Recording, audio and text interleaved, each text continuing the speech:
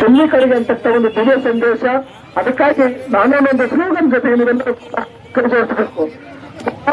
ದೇವಿ ಮುಕ್ತಿಯಾರ ಆಂದೋಲನಕ್ಕೆ, ಬೇಕು ಸಂಘದ ಹೋರಾಟಕ್ಕೆ, ಸಹೋದರ ಹೋರಾಟಕ್ಕೆ ಜೈ ಭೀಮ್, ಜೈ ಭೀಮ್, ಜೈ ಭೀಮ್. ಹಾಗೂ ಬೌದ್ಧ ನ್ಯಾಯಗಳಿಗೂ ನನ್ನ ಕ್ರಾಂತಿಕಾರಿ ಜೈಲು. ಇವತ್ತಿನ ಈ ಒಂದು ದೆಹಲಿ ಚಲೋ ಏನು ಬೃಹತ್ ಮಟ್ಟದ ಆಂದೋಲನಕ್ಕೆ ತಾವೆಲ್ಲರೂ ಬಂದಿದ್ದೀರಿ. ತಮ್ಮೆಲ್ಲರಿಗೂ ಹೃದಯಪೂರ್ವಕ ಸ್ವಾಗತವನ್ನು ಕೊಡ್ತೇನೆ. ಅದೇ ರೀತಿಯಾಗಿ ಇಲ್ಲಿ ಪೂಜಾ ಪಂಚಜಿಯವರು ಹಾಗೂ ಹಾಗೂ ಮಂತ್ರಿಜಿಗಳು, ಅದೇ ರೀತಿಯಾಗಿ ನಮ್ಮ ಪ್ರೀತಿಯ ಸ್ವಾಮೀಜಿಗಳು, ನಾಮಪಕ ಸ್ವಾಮೀಜಿಗಳು, ಅದೇ ರೀತಿಯಾಗಿ ಬಿ ಗೋಪಾಲ್ ಸಾಹೇಬರು ಹಾಗೂ ಇನ್ನೆಲ್ಲ ಮುಖಂಡರುಗಳು ಕೂಡ ನಾವು ಸ್ವಾಗತವನ್ನು ಕೊಡ್ತೇನೆ. ಇವತ್ತಿನ ಈ ಒಂದು ಬೃಹತ್ ಮಟ್ಟದ ಆಂದೋಲನಕ್ಕೆ ದೇಶದಿಂದ ಎಲ್ಲರೂ ಕೂಡ ಆಗಮಿಸಿದ್ದಾರೆ ದೆಹಲಿಗೆ.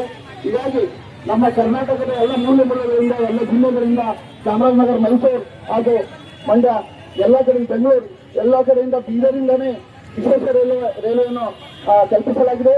ಇದು ನಮ್ಮ ಪ್ರೀತಿಯ ಅಣ್ಣನಾದ ಪ್ರಕಾಶ್ ಗೋಡ್ಮೇಲೆ ಸಾಹೇಬರು, ಇಂಜಿನಿಯರ್ ಅವರು ಹಾಗೂ ನಮ್ಮ ಕುಟುಂಬಸ್ಥರು ಎಲ್ಲರಿಂದ ಒಂದು ನಮ್ಮ ತಾಯಿ ತಂದೆ ಅವರ ಜೀವನದ ನಮ್ಮ ತಾಯಿಯವರಾದ ನಾಗಮ್ಮ ಪೀರಪ್ಪ ಗಣಬಲಿಯವರ ಈ ಒಂದು ಸಂವಿಧಾನದ ರೂಪದಲ್ಲಿ ಅಂತಂದ್ರೆ ನಾವು ಒಂದು ವಿಶೇಷ ರೈಲನ್ನು ಕಲ್ಪಿಸಲಾಗಿದೆ ಬೀದರ್ ಜಿಲ್ಲೆಯಿಂದ.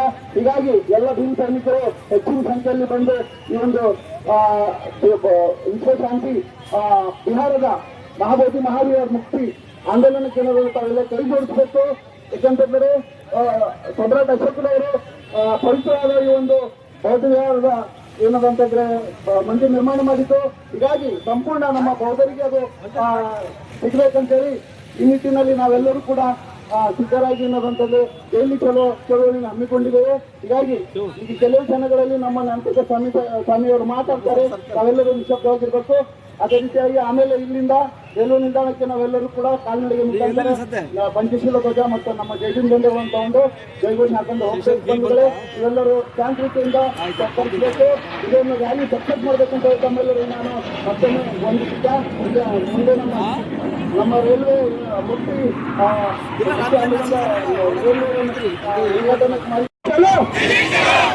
ಮಹಾಬೋಧಿ ಮುಕ್ತಿ ವಿಹಾರಕ್ಕೆ, ಮಹಾವೀರ ಮುಕ್ತಿ ಹೋರಾಟಕ್ಕೆ